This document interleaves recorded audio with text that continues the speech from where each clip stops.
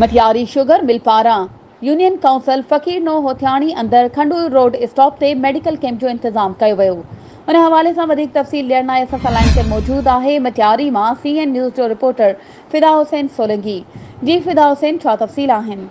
जी तो तव्हांखे आगाही ॾींदा हलूं त मटियारी शुगर मिल पारां यूनियन काउंसिल फ़कीर नो होथियाणी खंडूर रोड स्टाफ ते मेडिकल कैंप जो इंतजाम किया वियो, जंहिंमें महरूब डॉक्टरनि मुख़्तलिफ़ क़िस्मनि जे मरीज़नि, डायरिया, पेट जी बीमारी, मलेरिया, चमड़ी ऐं ॿियनि मुख़्तलिफ़ मरीज़नि जो चेकअप करे दवाऊं ॾिनियूं। कैंप ते सभी मरीज़नि, औरतुनि, मर्दनि, तोड़े ॿारनि पहुची मुफ़्त तिबी कैंप मां फ़ाइदो वरितो ऐं दवाऊं वरितियूं। वाज़ह रहे त मटियारी शुगर मिल पारां पंहिंजे ख़र्च ते खंडूर रोड स्टाफ ते कैंप क़ाइमु कई वई हुई, जिते दवाऊं बि पंहिंजे ख़र्च ते रखियूं वयूं हुयूं ऐं डॉक्टर पंहिंजे ख़र्च ते आंदा विया।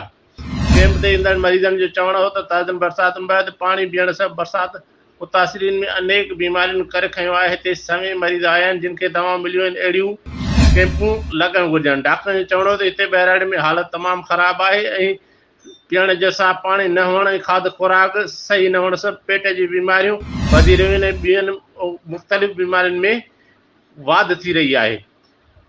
जी महिरबानी फिदा हुसैन, तफ़सीलनि खां आगाह करण जे लाइ।